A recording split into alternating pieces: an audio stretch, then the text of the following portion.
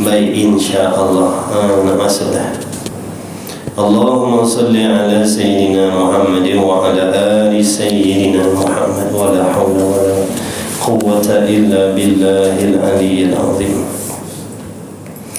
Qala al-muallif rahimahullahu ta'ala wa nafa'ana wa iyyakum bi'ulumihi wa bi'ulumi masyayikhina fid daraini amin ya rabbal alamin. Kata musannif, huraian sifat yang pertama. Baru masuk. Betul? Betul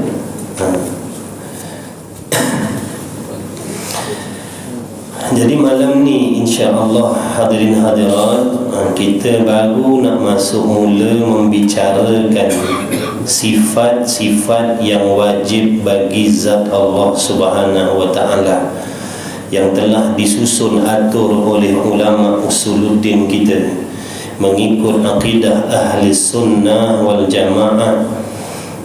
Jadi apa yang kita nak belajar dalam kitab ni, semuanya ini bertepatan dengan akidah yang diajar oleh Nabi Muhammad sallallahu alaihi wasallam.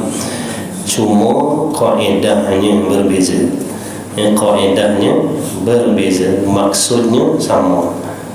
Maksudnya nak menghasilkan akidah, pegangan, kepercayaan, keyakinan yang betul di dalam hati terhadap Allah Subhanahu wa taala, seperti yang diperintahkan oleh Allah dan Rasul. Cuma kaedah dia tak faham.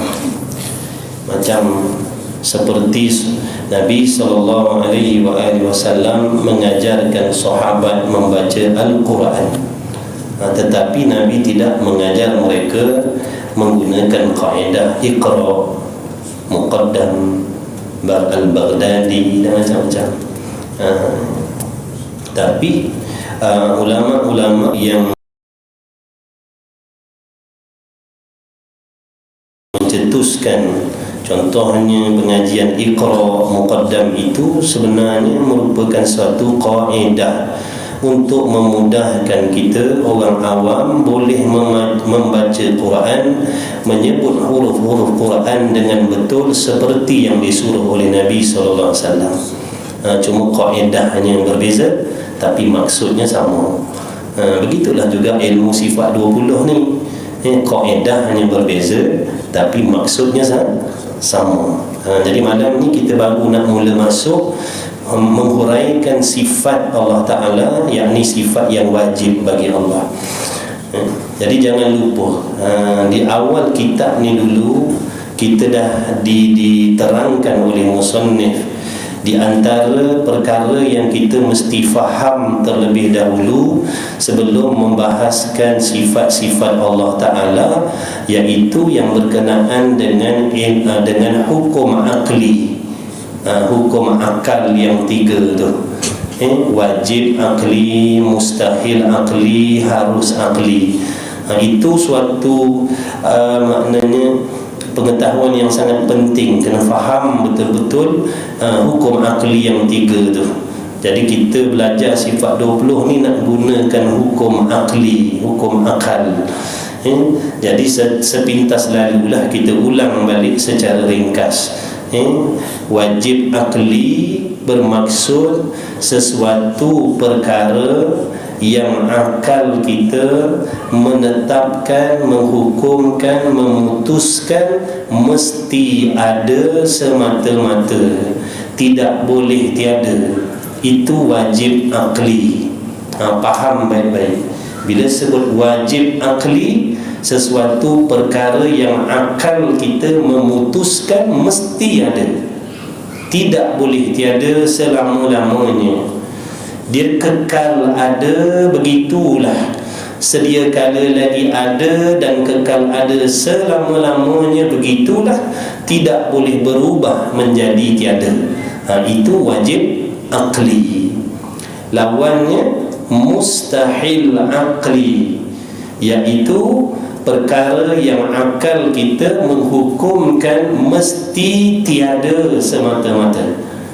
mesti tiada semata-mata. Akal tidak boleh menerima adanya perkara itu. Akal tidak boleh membenarkan perkara itu selama-lamanya. Bahkan perkara itu duduk di dalam kekal tiada selama-lamanya, tidak berkesudahan. Itu mustahil akli namanya. Dia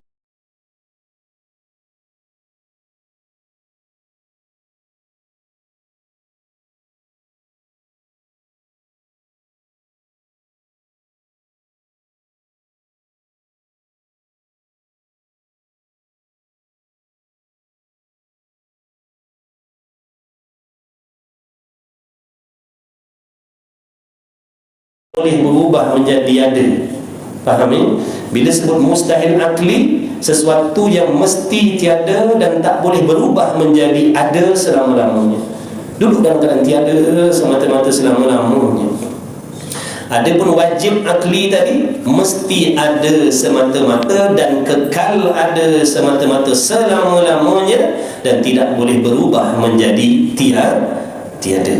Itu hakikat perkara yang wajib akli dan mustahil akli. Dan satu lagi, harus akli.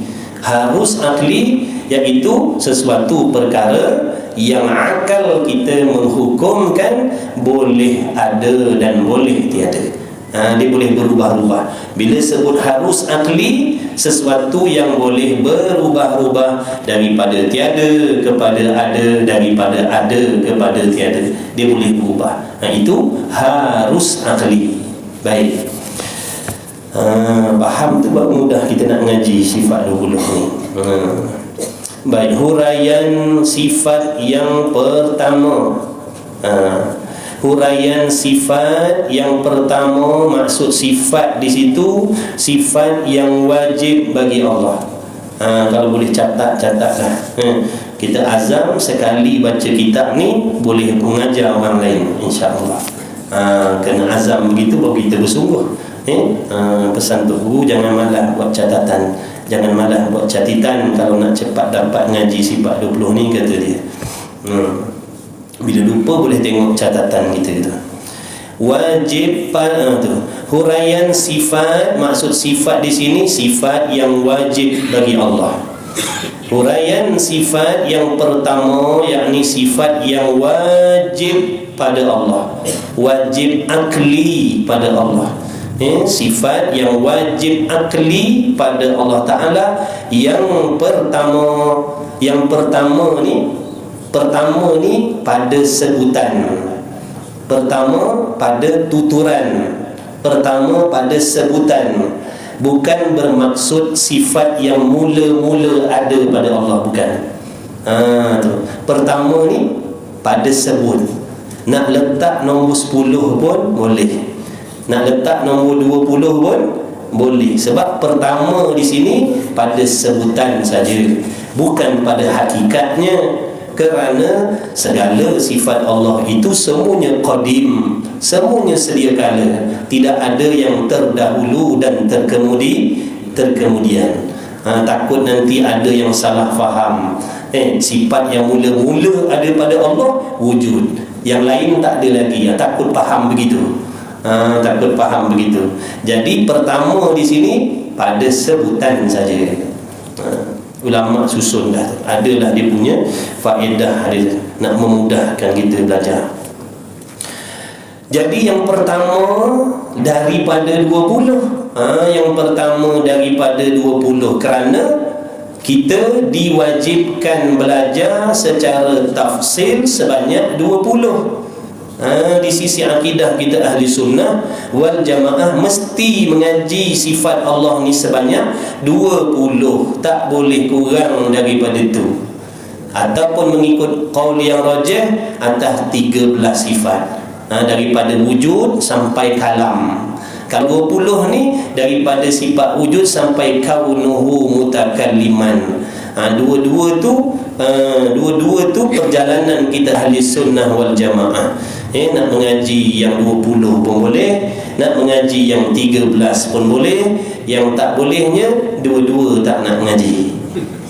Tu tak boleh. Yang 13 pun tak nak, Yang 20 pun tak mau atas dasar alasan Nabi tak ngajar sifat 20. Janganlah ikut fahaman tu tuan-tuan ni. Jangan ikut fahaman tu.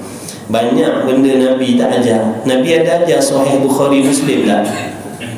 Ada Nabi baca Nabi ada baca kitab Sahih Bukhari Muslim ada? Ada tak Nabi baca tafsir Nasafi, tafsir Jalalain ada? Tak ada ni. Jadi jangan semata-mata Nabi tak mengajar benda tu kita kata tak boleh. Jangan macam tu lah. Nanti kita jadi jumur. Jadi jumur. Baik. Jadi yang pertama daripada 20. Kalau orang tanya, saya nak belajar 5 je boleh tak? Jawabnya tak boleh, kena 20. Kalau saya nak hafal daripada sifat yang pertama hafal sampai 20, boleh tak? Kalau sekadar hafal, tak faham, tak reti erti maksud dan dalil, tak boleh.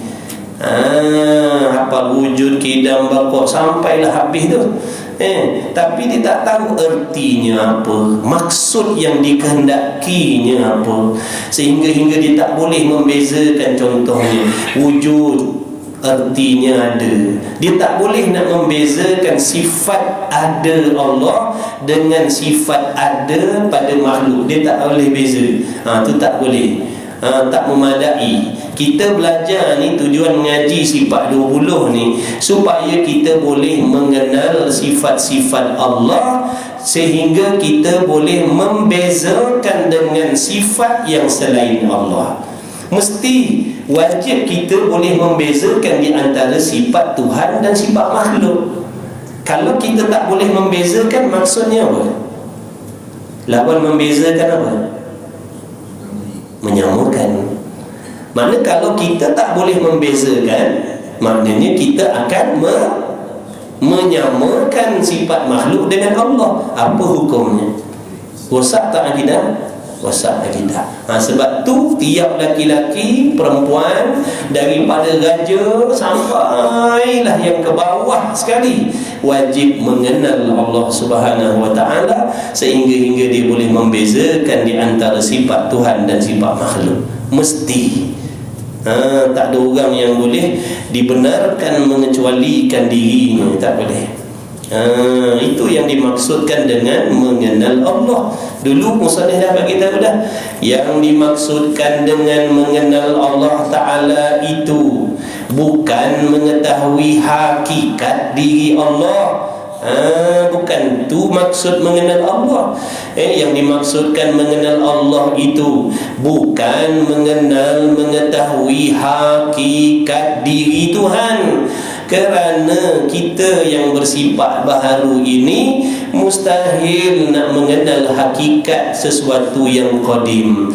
Lagi pula Allah tu mukhalafah, tak serupa dengan segala sesuatu. Jadi nak kenal macam mana hakikat diri Tuhan tu? Nak kata berbentuk tidak, berwarna tidak, berjirim tidak, berjisim tidak, bertempat tidak, bersangkut paut dengan masa dan waktu pun tidak.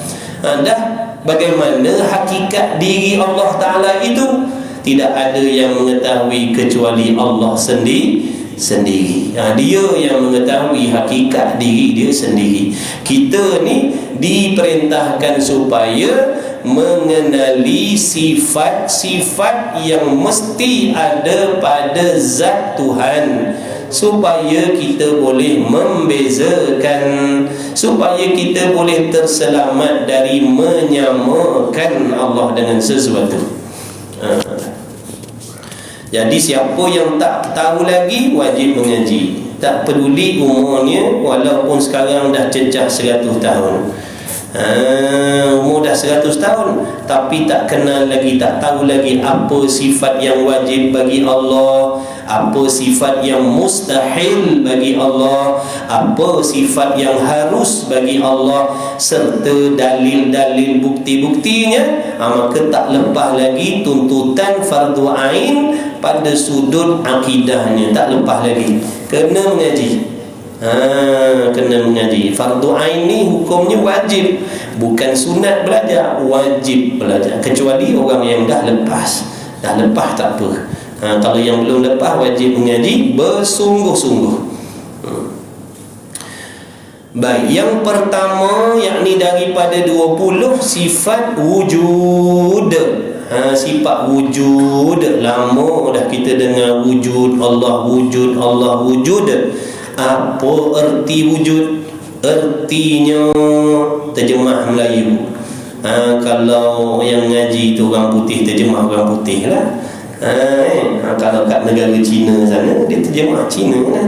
Wujud, Cina kata apa? Tak tahu. Kita pun tak tahu. Baik kita belajar Melayu lah dah. Melayu ni. Kalau India, dia terjemah wujud dengan bahasa dia.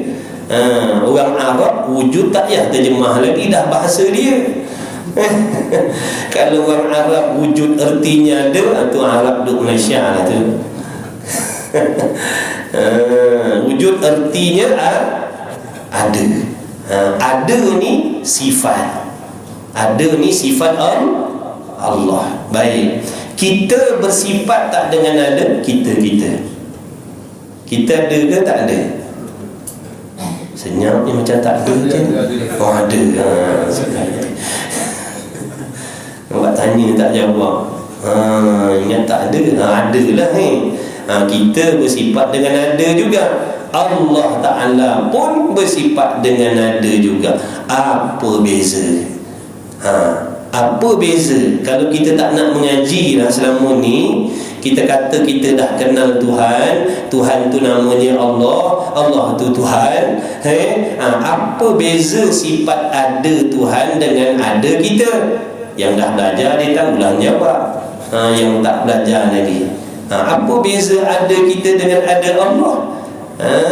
Boleh tak kita nak katakan ada Allah sama seperti ada kita? Tak boleh, kerana Allah Ta'ala tu dah ada dalam ayat Quran tu, pada ayat muhkamah duk kata laisa kamitslihi syai'un, dia tak serupa dengan sesuatu pada segala sudut, segala pihak. Maka ada Allah tidak sama dengan ada yang selain Allah. Ini yang nak dihuraikan ni supaya kita faham. Lain kali bila kita sebut Allah ada, kita sebut dengan faham dalam hati, bukan sebut di lidah tanpa faham. Yang kita lebih takut sebut ada Allah, dalam hati mengiktikadkan Allah tu ada seperti yang lain-lain. Ini yang kita takut. Dia kata Allah ada, tapi yang dipaham dalam hati ada macam kita contohnya. Tak boleh lah macam tu. Allah tahu dalam hati kita tu kalau menyamakan dia dengan sesuatu. Ya'lamu ma fis sudur. Dia tahu sampai ke dalam hati kita, apa pegangan kita terhadap dia, dia tahu. Tu yang kita kena takut tu. Takut dalam hati apa yang kita faham tentang Allah tu salah. Kalau betul tak apa, takut salah. Kenapa? Kalau salah ni jadi tak beriman. Bila tak beriman, apa jadi? Haji, umrah, qiyamul lail, puasa, zakat, wakaf, buat baik pada anak bini, khidmat pada suami, khidmat masyarakat, apa jadi semua tu? Sia-sia. Bila dah sia-sia, balik akhirat nak bawa apa tuan-tuan? Bawa dosa ya. Waktu kena takut ni, Imam Ghazali kata kena takut, kita ni kena takut rosak akidah, kena takut rosak akidah. Daripada takut rosak akidah itulah yang akan menggerakkan seseorang hamba itu berusaha mencari kefahaman untuk memastikan pegangan dalam hatinya terhadap Allah itu sama ada betul ataupun salah. Sebab orang lain tak boleh nak tegur akidah kita. Sebab akidah ni benda dalam hati. Orang tak nampak. Orang nampak kita pakai serban, pakai jubah, pakai songkok, pakai purdah, pakai telekung, tapi pegangan dalam hati orang tak tahu. Kalau kesalahan zahir, anggota zahir, ibadat zahir, orang boleh nampak salah. Kenapa ni pocik ni duk sujud macam jejak tak jejak jedahi ni? Orang boleh tegur. Kenapa ni makcik semayang tak ada tumakninah? Orang boleh tegur. Tapi kalau kesalahan kefahaman dalam hati terhadap Allah. Kalau ada kesalahan akidah dalam hati, siapa nak tegur kita? Siapa nak tegur kita? Kita sendiri pun tak tahu yang ada dalam hati kita ni betul ke salah. Sebab tu disuruh mengaji. Bila mengaji, kita sendiri boleh kesan betul tak seperti mana yang ulama ajar, betul tak seperti mana yang ulama terangkan dalam kitab akidah. Apa yang aku faham tentang Allah selama ni betul ke tidak, sama ke tidak seperti apa yang mereka ajarkan dalam kitab. Kalau sama, alhamdulillah. Tiba-tiba bila belajar salah rupanya, bertaubat kepada Allah. Mujur jumpa kesalahan tu sebelum mati. Kalau dah mati baru tahu akidah sesat, nak buat macam mana? Nak datang balik suruh muhibah mengaji, taknya diizinkan oleh Allah nak bangun balik. Ya Allah, bagilah aku peluang bangun sebulan 2 kali. Buat apa sebulan 2 kali? Nak ngaji akidah, sebab situ sebulan 2 kali je. Tu pun kalau ustaz dia datang.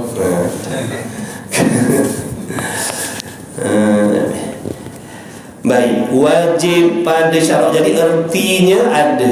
Nanti kadang kita boleh beza. Ni kata tafsil ni. Dah bunyi dah tu. Sila azan. Cepat masing. Tak rendah tu. InsyaAllah azan dia. Masih cepat. A'udzubillahi minasyaitonirrajim. Bismillahirrahmanirrahim. Subhanallah walhamdulillah wa la ilaha illallah Allahu akbar wa la hawla wa la quwwata illa billahil aliyyil azim.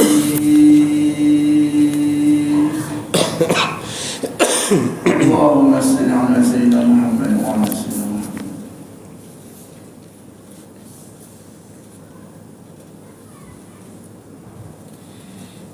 Allahu akbar.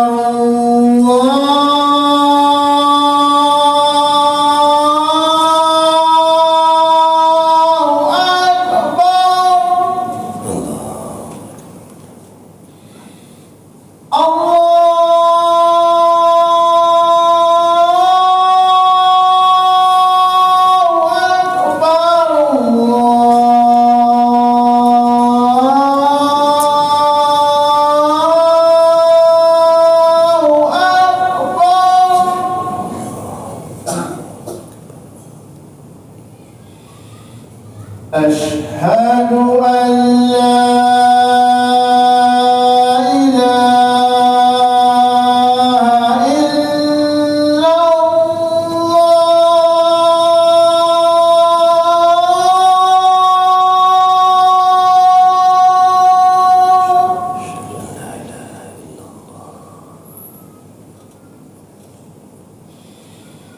أشهد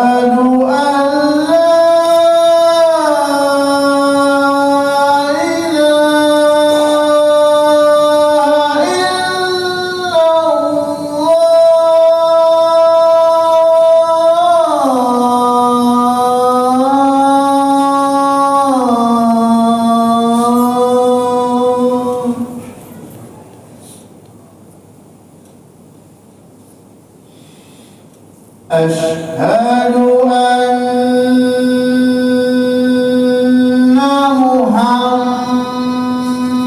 محمدًا رسول الله.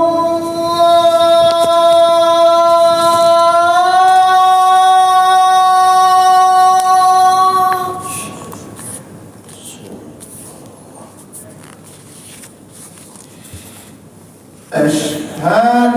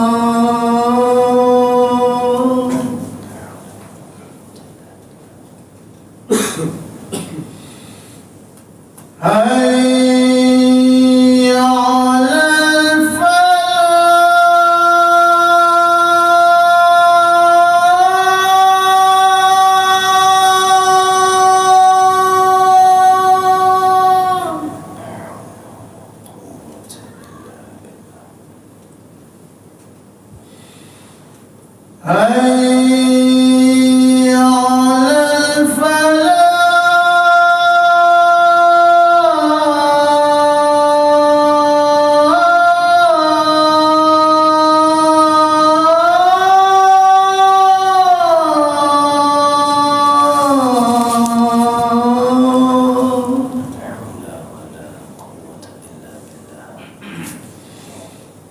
الله أكبر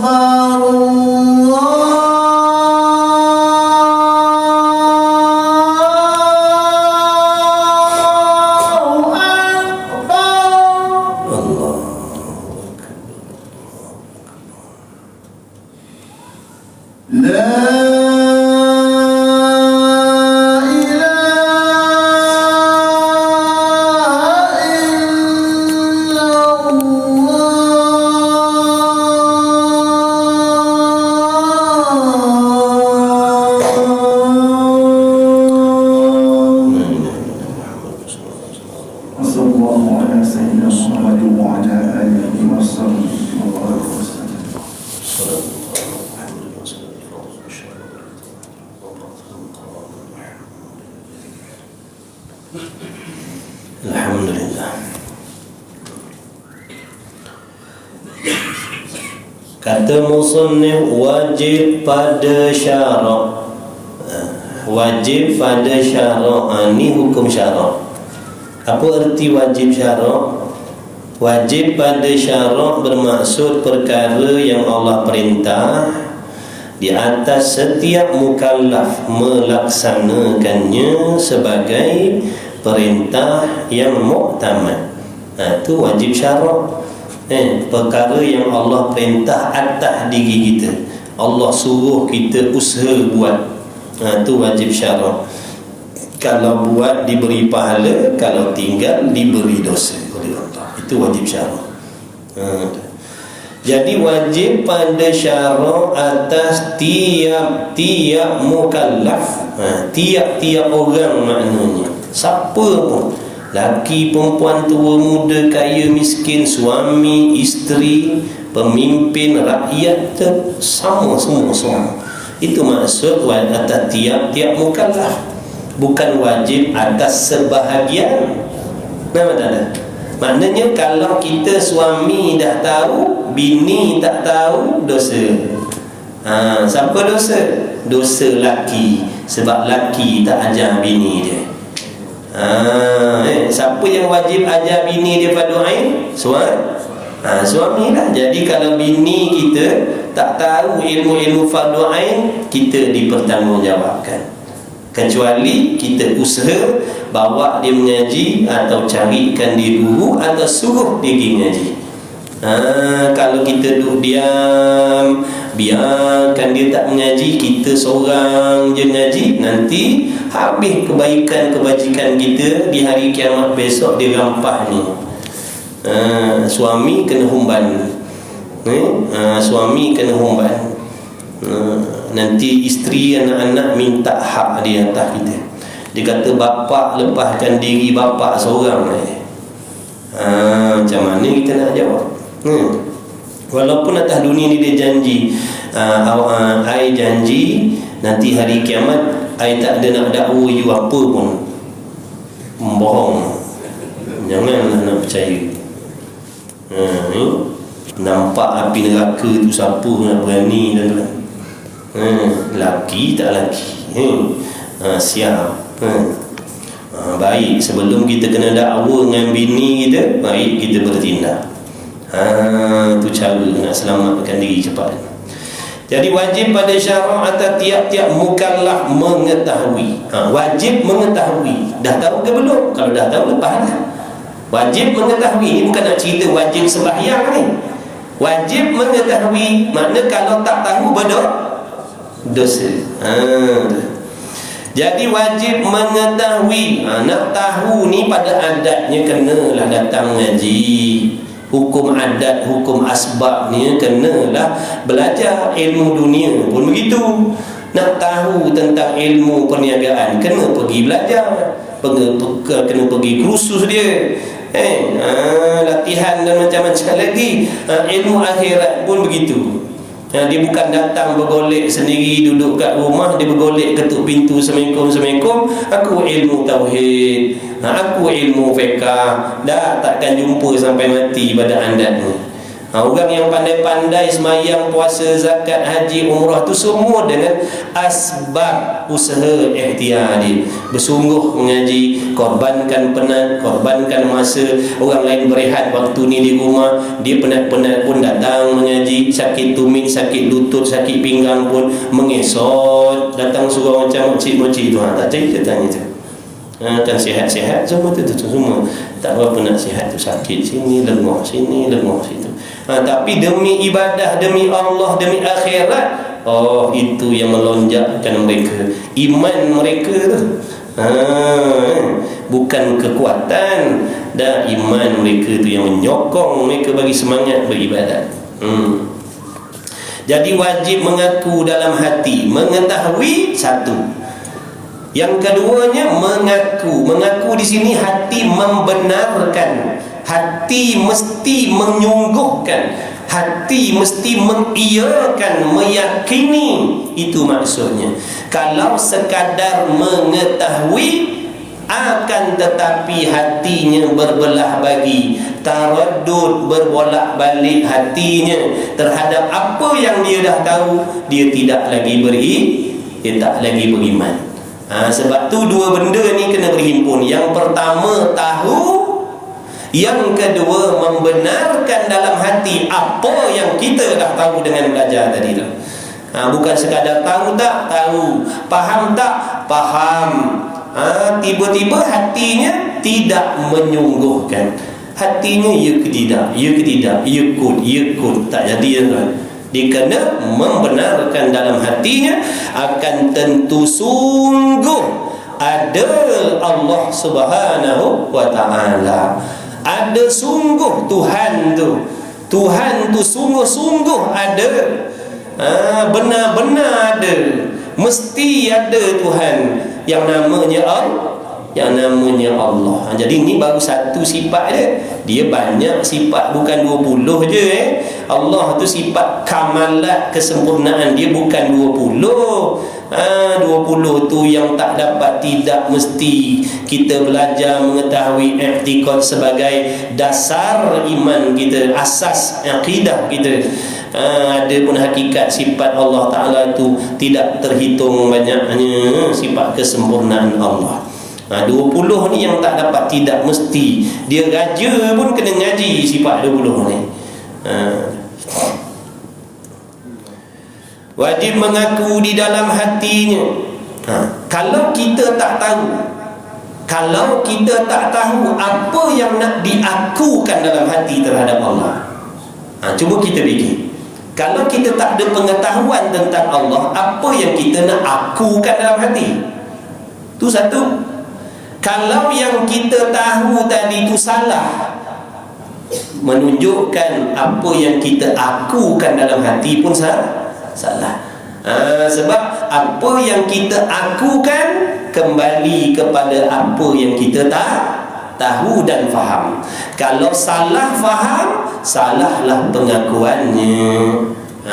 Kalau betul faham, betullah pengakuannya. Jadi kita belajar ni nak tahu benda betul dan nak akui, nak benarkan dalam hati. Takut-takut ada pengakuan yang salah dalam hati terhadap Allah, dalam diam. Ini di antara musuh ibadat, di antara benda yang merosakkan ibadat ialah akidah yang salah terhadap Allah. Kita jangan sibuk nak baiki sembahyang, puasa, zakat, haji, umrah, sibuk jaga aurat dan sebagainya, tapi dalam bab akidah kita terlepas pandang. Padahal ni nombor satu ni yang dalam ni. Ni nombor satu ni.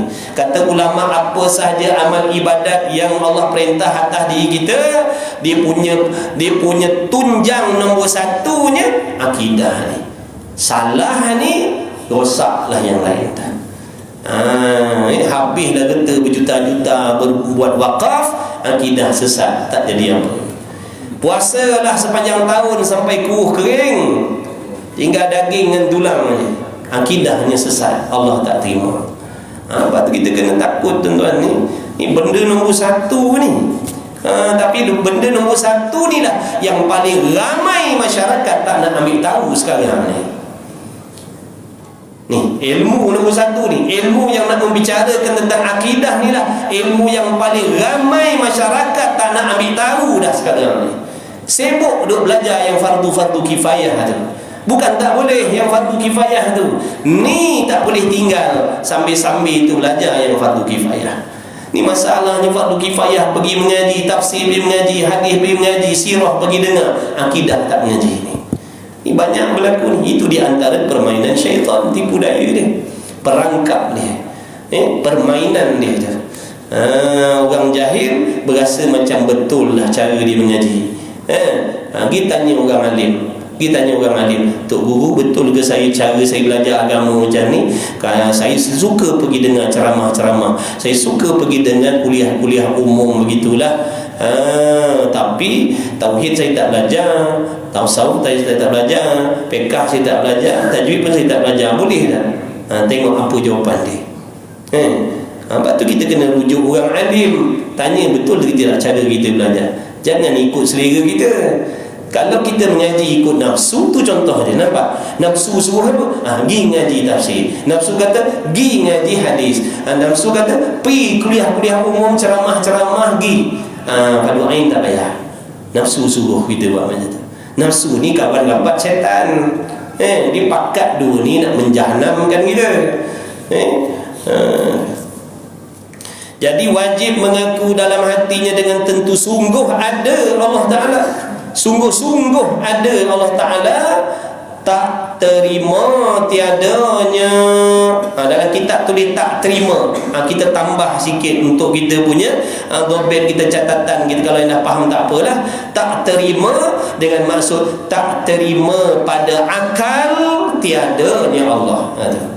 Tak terima, yakni tak terima pada akal tiadanya Allah. Jadi tiada Allah, tiada Tuhan, perkara yang tak boleh diterima pada akal sekali-kali. Maka barang siapa yang akalnya boleh terima Tuhan itu tiada, maka kufurlah dia. Walaupun sekarang diiktikad Allah tu ada, Tuhan tu ada, tapi dalam diam-diam hatinya boleh terima seandainya satu masa nanti Tuhan tu tiada, dia kata boleh rosaklah akidah. Sebab tu mustahil itu bermaksud perkara yang tak boleh diterima pada akal. Bukan sekadar benda tu tiada, tak boleh terima. Kalau terima, rosak akidah. Faham tak? Jadi jangan terima. Kalau ada bisikan dalam hati, contohnya daripada syaitan, boleh jadi satu masa nanti yang dah syurga masuk syurga, yang dah neraka masuk neraka. Boleh jadi Tuhan tu tiada sekejap. Dibisiklah dalam hati kononnya begitu, kita akan jawab apa? Mustahil. Allah kekal ada sampai bila-bila. Tu kalau mengaji boleh tolak, boleh sepak. Kalau tak mengaji, nak tolak macam mana? Nampak tak tu? Ilmu ni lah asbab yang nak menjaga amalan kita. Reta, kita kena jaga dia. Ilmu, dia jaga kita.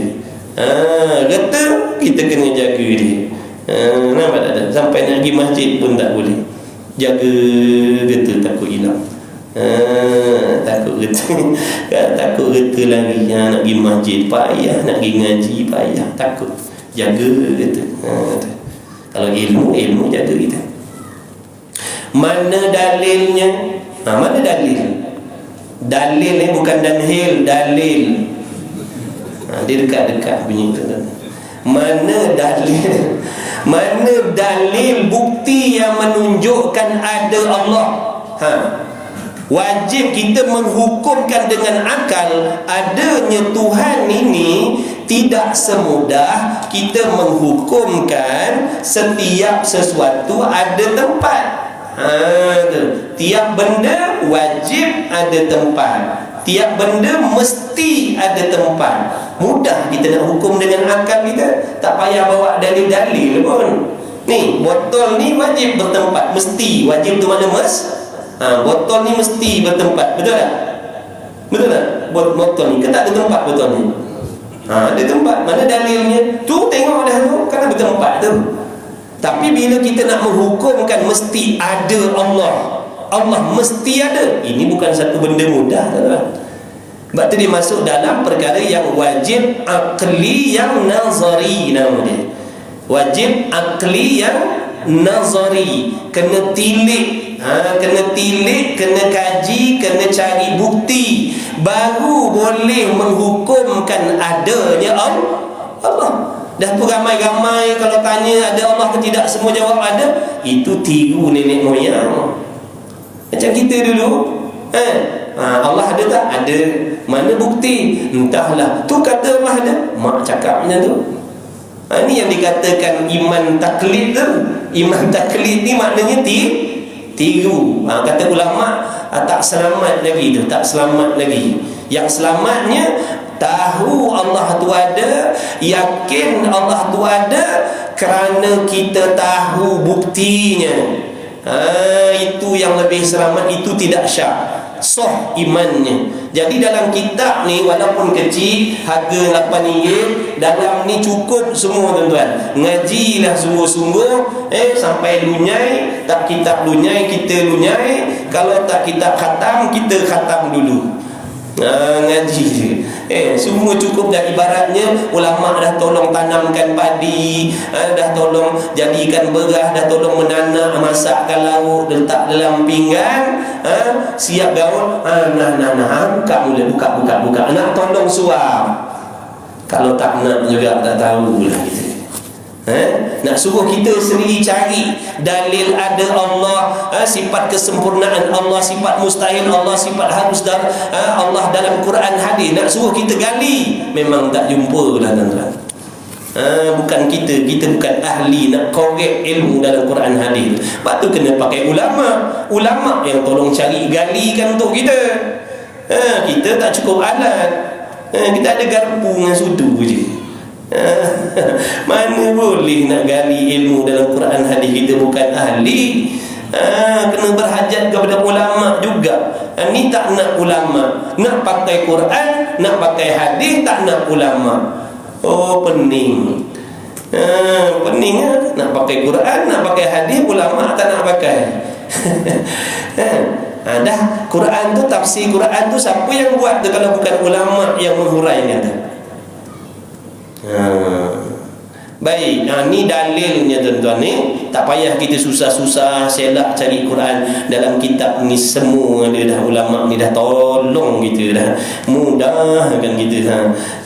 Allah Akbar, Allah je lah yang membalas budi baik mereka ni. Sebab dikarangkan kitab ni kita boleh kenal Tuhan, boleh ngaji. Fa'lam, dalilnya seperti firman Allah Ta'ala. Ni dalilnya. Wajib ke tahu dalil ni? Jawabnya wajib tahu.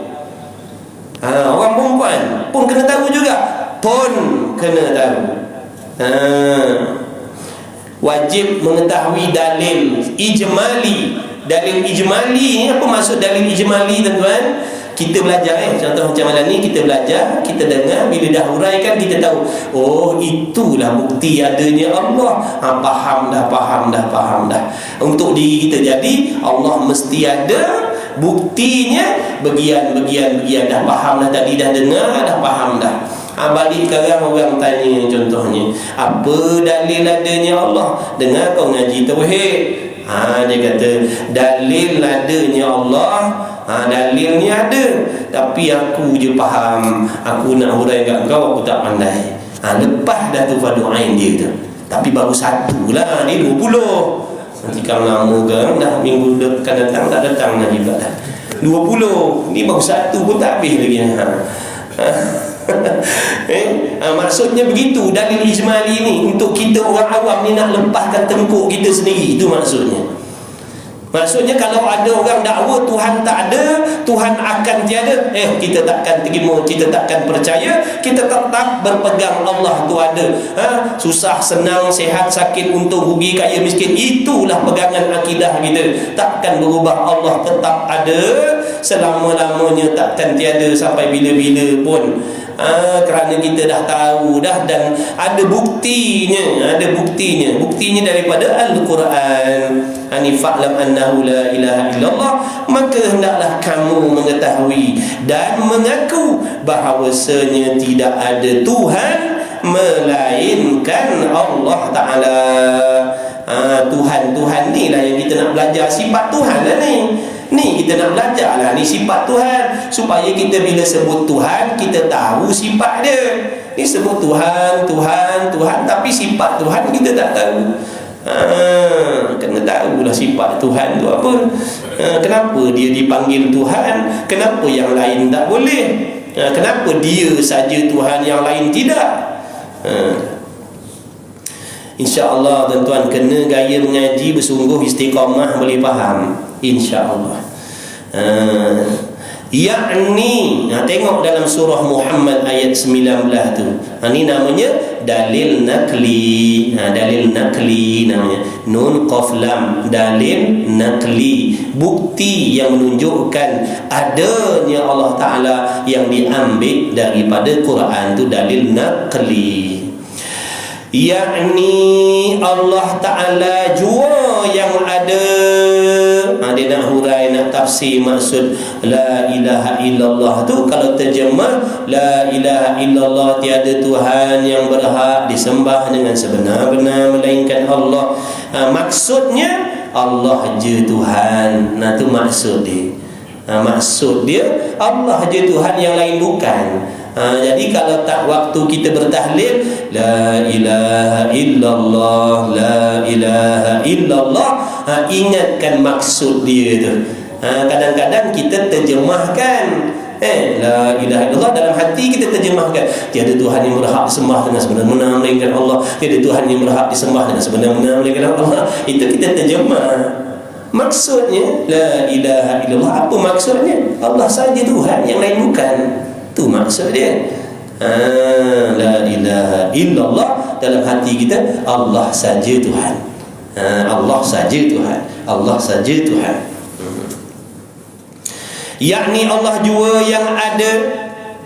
Makna Allah jua yang ada, yakni pada hakikatnya. Pada hakikat yang adanya Allah lah. Kita ni majazi je, pinjam je. Tu ada Allah, itu yang hakikinya. Ada kita ni majazi saja, pinjam je. Ada kita ni majazi saja, pinjamnya, bukan sebenar-benar pun. Yang ada sebenar-benar itu Allah. Sebab tu dia sedia ada dan kekal ada selama-lamanya. Kita ni dulunya tiada, kemudian Allah kehendak ciptakan kita. Lalu adalah kita, bila Allah jadikan, adalah kita. Tak lama lagi Allah binasakan pula kita dengan mati. Tak adalah pula. Lepas tu Allah kehendak hidupkan balik ikut janji dia, supaya mendapat balasan amalan waktu kita hidup. Maka ada itulah dikatakan sifat wujud. Ada itulah yang panggil wujud tu. Melayunya ada. Ertinya ada yang lawan bagi tiada. Lawan bagi sifat tiada tu apa? Ada lah. Ada tu lawannya tiada. Ada Allah itu hukumnya wajib. Tiada Allah, tiada Tuhan, hukumnya mustahil. Ada Allah, hukumnya apa? Wajib pada akal. Pandai dah. Tempat lain tanya tak boleh jawab. Apa tuan-tuan cerdik ni? Baru tak habis satu muka surat, pandai dah. Masya Allah. Ada tu wajib bagi Allah. Ada kita, ada Allah wajib, ada kita. Ni nak tahu beza dah ni. Ada Allah wajib mesti, ada kita apa tuan-tuan? Harus. Ada kita harus, bukan wajib. Kalau ada kita ni wajib, tak ada mati seekor habuk semua ada sampai bila, semua akan ada lah sampai bila-bila, takkan ada yang mati. Kalau ada kita tu wajib, ada kita ni harus. Sebab tu ramai dah saudara mara kita yang dah pergi, kawan-kawan kita yang dah pergi, kita on the way. Esok lusa kita lah pula kena buang dalam lubang tu. Hari ni kita humban orang dalam lubang, esok lusa orang humban kita dalam lubang pula. Dah itu janji. Itulah dalil menunjukkan ada kita ni harus sahaja, harus pada akal. Apa harus pada akal? Tadi awal dah bagi tahu dah, boleh berlaku dan boleh tidak berlaku. Ada pun boleh terima, tak ada pun boleh tak ada pun boleh terima. Dah boleh beza dah tu. Itu di antara perbezaan lah. Jadi janganlah dikatakan ada Allah tu ada macam kita. Mana pula ada Allah ada macam kita? Ada Allah tak sama macam kita. Ada Allah tu sedia kala, ada Allah tidak diciptakan. Ada kita diciptakan, ada kita dijadikan, ada kita dikehendaki oleh Allah, ada Allah tidak dikehendaki oleh Allah, ada Allah tidak dijadikan oleh Allah, ada Allah tidak ada permulaan, ada kita ada permulaan, ada kita menumpang, ada Allah tidak menumpang. Nampak tak? Barulah kita sebut ada Allah, sebut serta faham. Ni kalau tak sebut ada Allah, sebut kosong begitu ya. Silap-silap ada Allah macam yang lain-lain. Na'udzubillah. Maka pengakuan dalam hati dengan tentu ada sungguh Allah Ta'ala, itulah dinamakan wajib pada akal. Akal kita ni menghukumkan mesti, bukan maksud kita menghukum Allah seperti yang Wahabi faham tu. Wahabi kata apa ni, belajar sifat 20, mandai-mandai hukumkan Tuhan tu wajib bagi Allah wajib. Dia kata biasa Allah yang mewajibkan kita sembahyang, ke situ pula begini. Wajib sembahyang, wajib syarak. Batu awal kitab ni dia bezakan. Wajib syarak benda lain, wajib akal benda lain, wajib adat benda lain, wajib aradi benda lain. Dia faham wajib tu satu je. Jangan tak ada modal nak menghasut masyarakat, jangan mengaji sifat 20 ni. Dia kata mandai-mandai pula. Siapa yang mewajibkan Allah tu ada? Siapa yang mewajibkan Allah? Orang kata akal kita mestilah kena hukumkan. Mestilah akal kita ni menghukumkan, menetapkan Allah mesti ada. Kalau akal kita tak menentukan Allah ada, maksudnya apa tu? Biarkan macam tu, tak payah ambil peduli Tuhan tu ada ke tak ada, tak payah ambil peduli. Macam tu. Kata ulama, orang yang waktu hidup dalam hatinya tak ada ambil peduli tentang Allah, tak peduli Allah tu mesti ada ke, mesti sedia kala ke, mesti tak serupa dengan makhluk ke. Kata ulama usuluddin, orang yang macam ni walaupun sembahyang, puasa, zakat, haji, umrah, tapi dalam hati tak ada pegangan langsung tentang Allah, dia di dunia Islam matinya kafir. Na'udzubillah. Matinya kafir. Sebab apa? Tidak ada pegangan dengan Allah. Dia tak ada pegangan. Allah tu ada ke? Dia tak peduli. Tak ada masa nak fikir maksudnya. Sedangkan wajib setiap kita orang Islam ni mesti ada pegangan terhadap Allah. Mesti, bukan harus. Mesti kena ambil berat. Mesti kena ada pegangan dan kepercayaan terhadap Allah. Ni dah tak ambil peduli. Allah tu sedia kala ke, Allah tu baharu ke, Allah tu begini. Aku tak ada masa nak mikir tentang benda tu. Tak ada masa. Tak apa. Selamatlah sini selamat. Kata ulama, orang macam ni atas dunia dia dikira Islam. Hakikatnya dia tidak beriman dengan Allah. Hakikatnya dia tidak ada pegangan terhadap Allah. Itu maksudnya. Maksud iman tu pegangan dan kepercayaan dalam hati. Dia tak ada. Dia ada pegangan. Dia tak ada pegangan. Dia tak ambil pot pun. Mudah katalah. Marilah kita belajar sifat-sifat Tuhan supaya kita ni ada pegangan terhadap Tuhan. Aku tak ada masa nak ambil pot tentang benda-benda macam tu. Rosak akidah ni. Na'udzubillah. Semayanglah sampai pecah dai pun. Na'udzubillah. Ni banyak benda merosakkan ibadat kita, tuan-tuan. Yang merosakkan amal ni banyak. Itu di antara dia. Bila kita mengaji, suka duduk dalam majlis ilmu, kita akan dapat tahu macam-macam benda yang merosakkan amalan kita ni. Jadi barulah boleh kita berhati-hati, berwaspada, selamatkan diri, bertindak. Kalau kita tak tahu, kita jalan aja syok sendiri, semua kita sapu. Semua kita sapu. Nanti menyesal. Menyesal nanti. Ya Allah, atas dunia tu aku semayang, aku tak tinggal semayang, aku tutup aurat, aku puasa, aku dah pergi haji, aku ada buat wakaf. Mana asal kau tak terima? Rupa-rupanya akidah tak betul. Dah nak menyesal, dah terlambat dah. Jadi jangan sombong. Jangan sombong. Ulama suruh ngaji lah. Jangan sombong. Maka pengakuan dalam hati itu orang panggil wajib pada akal.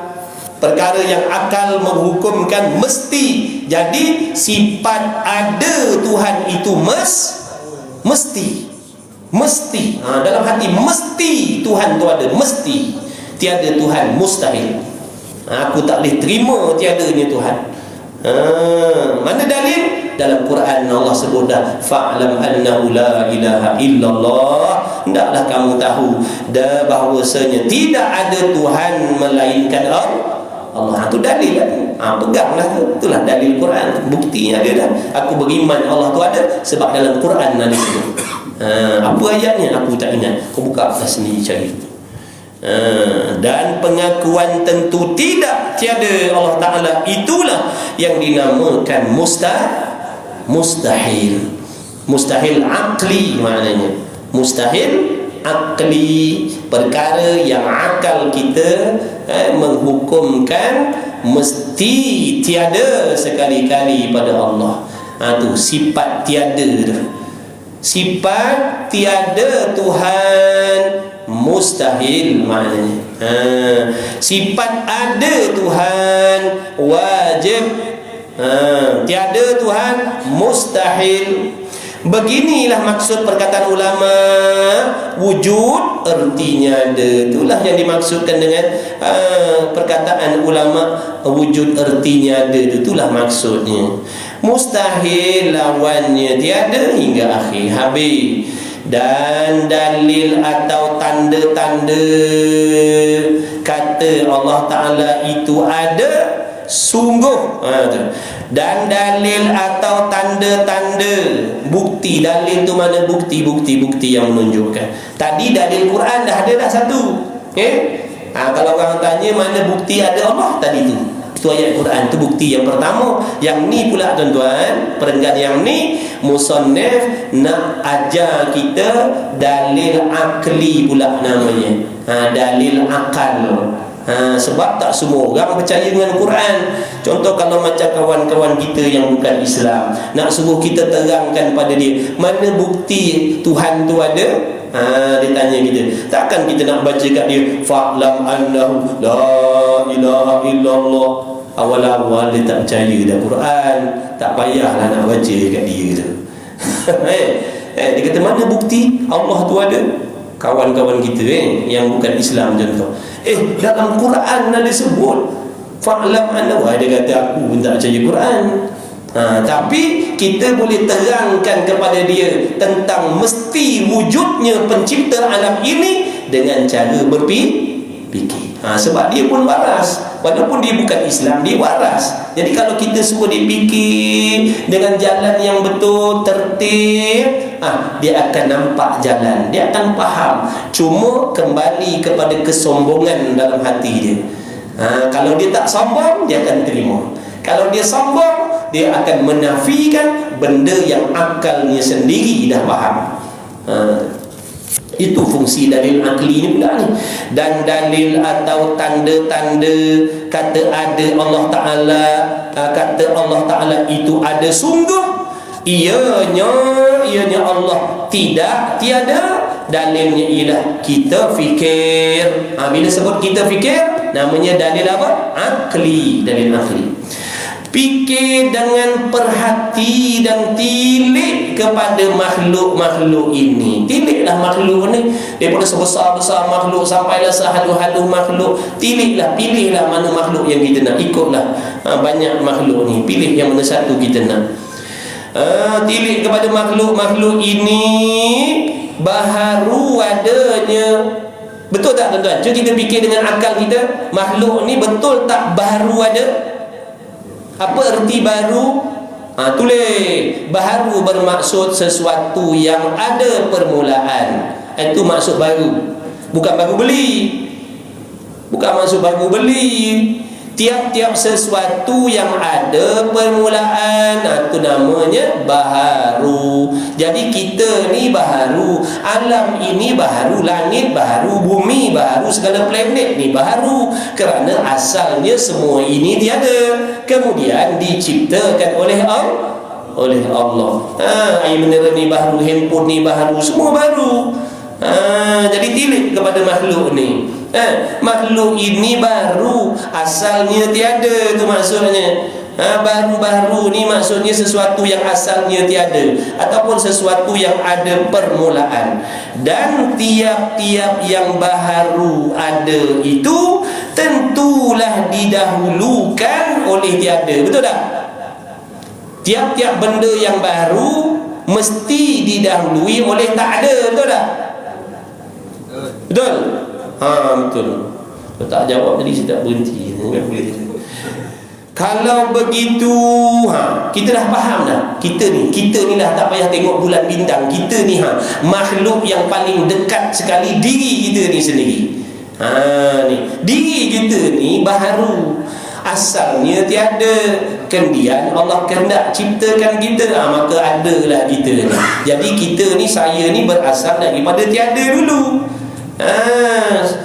Kemudian Allah ciptakan saya jadi ada. Begitulah juga tuan-tuan ni. Kalau begitu, nyatalah bahawa makhluk ini mungkin namanya. Nampak tak tu? Istilah mungkin pula. Jadi dah berapa banyak istilah yang kita berjumpa dah malam ni. Mungkin. Tulis, jangan tak tulis, nanti lupa kalau nak makan nasi goreng malam ni laksa dengan cerita. Lupalah jawabnya garang. Iya, banyak berlaku dah tu. Faham tak? Faham. Lepas tu minggu depan tanya mungkin apa? Mungkin tu. Maksud tulislah. Jangan malas. Terpulanglah tuan-tuan.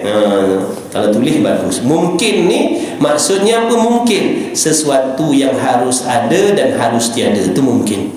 Harus ada, harus tiada, itu mungkin. Kita ni mungkin sebab dulu kita tak ada, sekarang kita ada. Maka kita ni sebahagian daripada mungkin. Pun nak panggil baharu pun boleh, nak panggil makhluk pun boleh.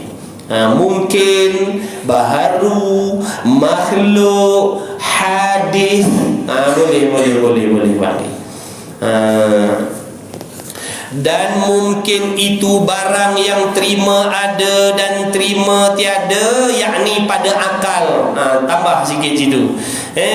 Dan mungkin itu barang yang terima ada dan terima tiada pada akal, maksudnya. Dengan bersamaan berat keduanya. Makna ada pun boleh, tak ada pun boleh. Itu maksud berat keduanya. Bahkan bukan tu saja, bahkan berat sebelah tiada kita ni. Kita ni tadi mula-mula dia kata begini, kita ni asalnya kita ni dipanggil mungkin. Mungkin ni sesuatu yang boleh ada dan boleh tiada. Terima ada dan terima tiada sama berat. Tapi Tapi bila kita tilik, tengok, kaji balik, bukan semata-mata sama berat kita ni ada dengan tiada. Memang asalnya kita ni berat balik tiada dulu. Ibaratnya tangan saya ni berimbang, kanan ni ada, kiri ni tiada. Asalnya sedia kala macam ni, berimbang ni dia sengit macam ni. Tiada makhluk. Nampak tak? Asalnya tiada makhluk ni lebih berat daripada ada makhluk. Itu hakikat yang mula-mula sekali. Katakanlah ni penimbang, tiba-tiba tuan-tuan, tiba-tiba yang ringan ni, yang berat ni, apa yang berat ni tadi? Tiada. Kalau saya dah buat contoh macam ni, macam gimnastik, tuan-tuan tak faham juga, saya tak tahu.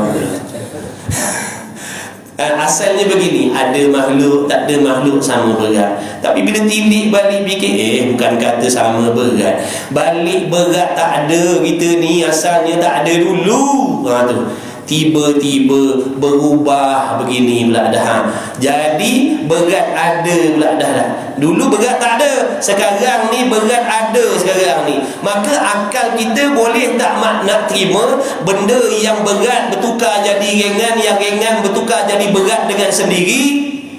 Boleh tak akal kita yang waras nak terima kalau penimbang tu daripada sama berat tiba-tiba berat sebelah? Orang tanya, kenapa berat sebelah tu? Apa sebabnya? Tak ada sebab lah, dia berat dengan sendiri macam tu. Boleh? Mesti ada sesuatu yang menyebabkan yang ringan jadi jadi berat. Nampak tak tu? Tu maksud dia. Baca kitab balik, kita buat contoh tadi tu, nak fahamkan apa dalam kitab ni sebut. Bahkan berat sebelah tiada kerana asalnya tiada, dan ringan sebelah ada, tiba-tiba yang ringan itu jadi berat. Maka tentulah tak terima pada akal kita nak jadi berat sebelah ada yang ringan itu dengan sendiri. Akal tak boleh terima. Daripada tak ada makhluk, tiba-tiba boleh jadi pula ada makhluk dengan sendiri tanpa sebab. Ada makhluk tanpa sebab, akal tak boleh terima. Ada surau tanpa sebab, ada meja tanpa sebab, akal tak boleh terima kalau waras. Bahkan mestilah ada yang memberatkan beri ada makhluk ini, dan yang memberatkan beri ada makhluk itu, itulah Allah, yakni itulah Tuhan, itulah pencipta yang namanya Allah Subhanahu wa ta'ala, yang tentu ada, yang mesti ada, tak terima tiada pada akal sekali-kali. Itu dalil akal namanya. Kalau contoh begini, meja ni kita cakap dengan kawan kita, meja ni, kau percaya tak kalau aku cakap meja ni tak ada orang buat? Dia kata, mana boleh, mestilah ada orang yang buat meja ni. Takkan kau tak boleh percaya kalau meja ni aku cakap meja ni ditumbuh dengan sendirinya tu? Tiba-tiba ditumbuh dengan sendiri, tak ada orang buat, kau tak percaya? Dia kata, mana boleh, mesti ada yang buat. Itu akal yang waras. Kemudian pergi kepada benda yang lebih besar daripada situ. Alam ini, langit bumi ni, tanya dia, ada tak langit bumi? Dia kata ada. Meja tadi ada tak? Ada. Kau percaya tak kalau aku cakap 7 petala langit dan bumi ni jadi dengan sendiri tanpa ada yang buat? Dia akan mikir, mesti ada yang buat. Mana betul lah tu. Siapa yang buat tu? Itu yang namanya pencipta, itu yang namanya Tuhan. Siapa nama Tuhan tu? Allah. Mana tahu?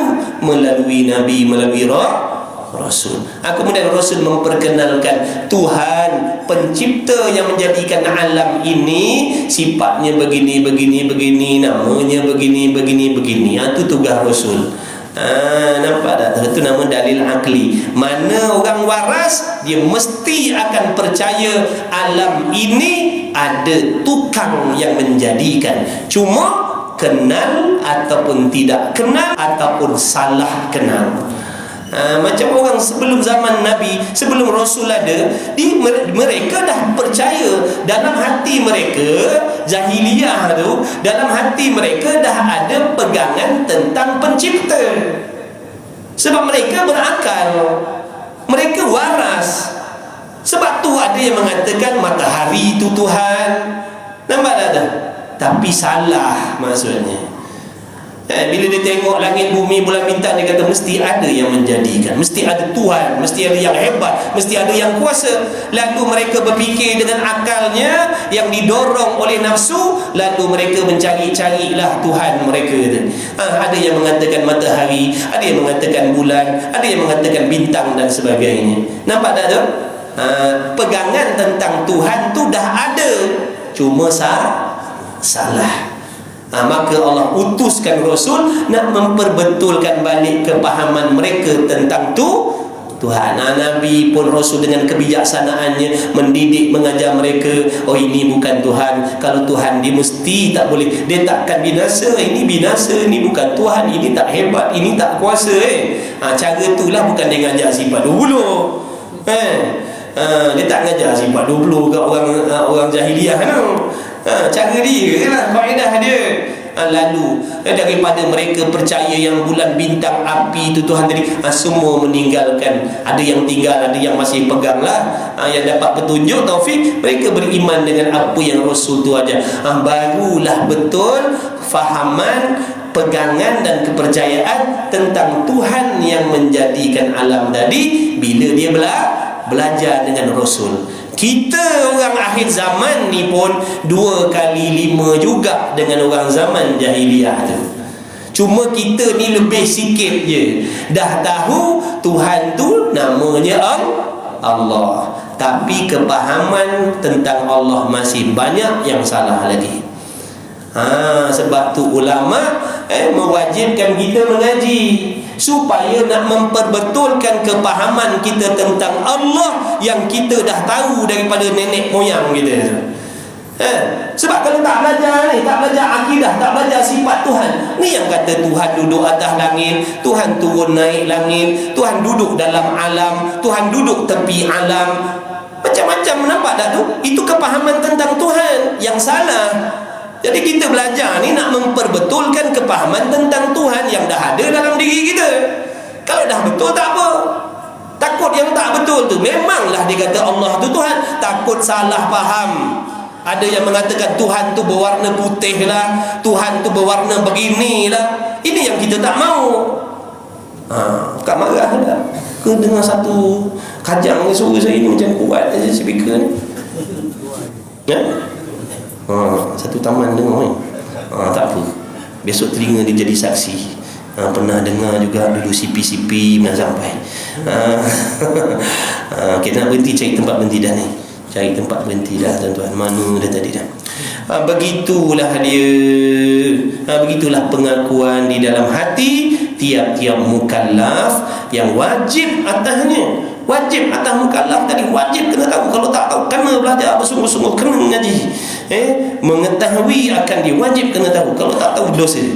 Lagi yang betul dengan nas Al-Quran dan hadis. Nampak tak? Apa yang kita belajar dalam sifat 20 yang pertama ni, kita sedang belajar tentang sifat Tuhan, iaitu tentang sifat ada Allah Ta'ala.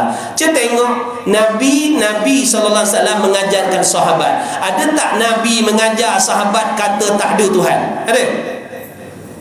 Nabi ngajar sahabat, ngajar tentang ada Tuhan ke tentang tak ada Tuhan? Dah apa salah kita belajar sifat 20 kan? Apa salahnya? Nabi mengajar sahabat tentang ada Allah. Kita sifat 20 ni pun mengaji tentang ada Allah. Sama ke tidak? Mana orang kata mengaji sifat 20 ni bercanggah dengan apa yang Nabi ajar? Tengok jahat tak jahat mulut dia orang. Mudah-mudahan diberi hidayah taufik, kembali kepada ajaran ahli sunnah wal jamaah. Kesian tuan-tuan, kesian. Jadi kita kena doakan, mudah-mudahan diberi kecelikan dalam hati mereka tu. Jangan berpegang dengan pahaman-pahaman yang sedemikian yang boleh merosakkan orang lain. Begitulah pengakuan di dalam hati tiap-tiap mukallaf yang wajib atasnya mengetahui akan dia. Lagi yang betul dengan nas Al-Quran dan hadis yang menunjuk kedua-duanya dengan ada Allah Subhanahu wa taala, seperti firman Allah taala, Allahul ladzi khalaqas samawati wal arda wa ma bainahuma. Bermula Allah taala yang menjadi ia Allah menciptakan ia, maksudnya akan beberapa langit dan bumi dan barang yang di antara keduanya. Maka dengan firman itu nyatalah bahawasanya Allah taala telah mengaku ia Allah dengan adanya Allah di dalam Al-Quran. Faham baik ni? Bukan Allah mengaku yang Allah dalam Quran. Pengakuan Allah tu dalam Quran, bukan Allah ada dalam Quran. Bukan faham ke situ pula lah. Jangan buat kira ngantuk ni. Ngantuk ni kamu cerita ke kanan ke kanan ke kiri. Allah ada mengaku, Allah ada berfirman dalam Al-Quran yang menjadi dalil bukti menunjukkan dia Allah tu ada. Dalam Quran ada dalil ni, maksud bukan Allah dalam Quran.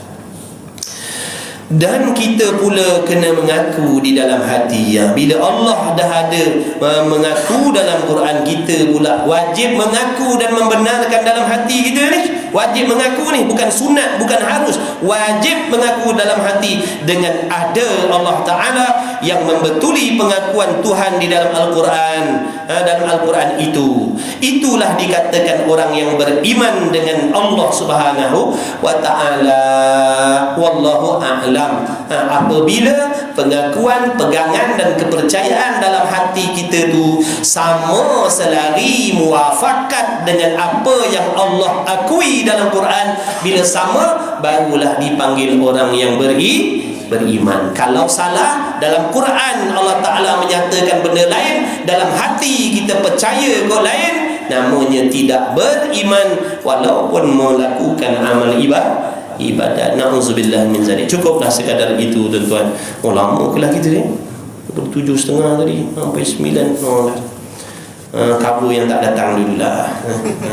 Kabur yang tak datang dulu. Wallahu a'lam wa ilmuhu wa atam. Jadilah tuan-tuan, mudah-mudahan dengan berkah majlis ilmu, kita doa kepada Allah, mudah-mudahan sekalian yang hadir diampunkan dosa oleh Allah Subhanahu wa taala. Tak lupa ibu bapa kita, ibu bapa mentua kita, anak bini kita, semua kawan-kawan kita, sahabat andai kita, kenalan kita semua, muslimin muslimat, mukminin mukminat, mudah-mudahan yang tidak dipilih oleh Allah lagi akan datang, moga-moga dipilih oleh Allah semuanya, menjadi penuntut ilmu. Kita pun begitulah, harap-harap Allah sentiasa pilih kita, bagi taufik kita belajar sampailah nyawa kita diambil oleh Allah. Mudah-mudahan kita mati sebagai seorang penuntut ilmu yang akan diberi kelebihan syahid. Mudah-mudahan kita doa juga kepada Allah dengan keberkahan majlis ilmu, mudah-mudahan Allah memberi kemenangan kepada rakyat Palestin dan juga para mujahidin dan tentera-tentera Islam, memberikan mudah-mudahan Allah memberi kemenangan kepada sekalian umat Islam di dalam muka bumi, dalam dunia inilah, dan mengalahkan sekalian kafir-kafir harbi. Amin ya rabbal alamin. Bismillahirrahmanirrahim. Alhamdulillahirabbil alamin wassalatu wassalamu ala Rasulillah. Allahumma rabbana fa'na bima 'allamtana rabbana 'allimna alladhi yanfa'una rabbana faqih ahlana wa qarabatina fi dinina wa ahli kutubil musa wa dzakara sallallahu alaihi wasallam Muhammad. Walhamdulillahirabbil alamin. Taqabbalallahu minni wa minkum, minna wa minkum. Taqabbal ya karim. Allahumma salli ala Muhammad.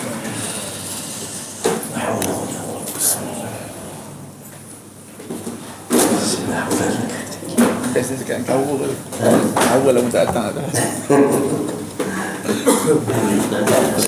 Allah.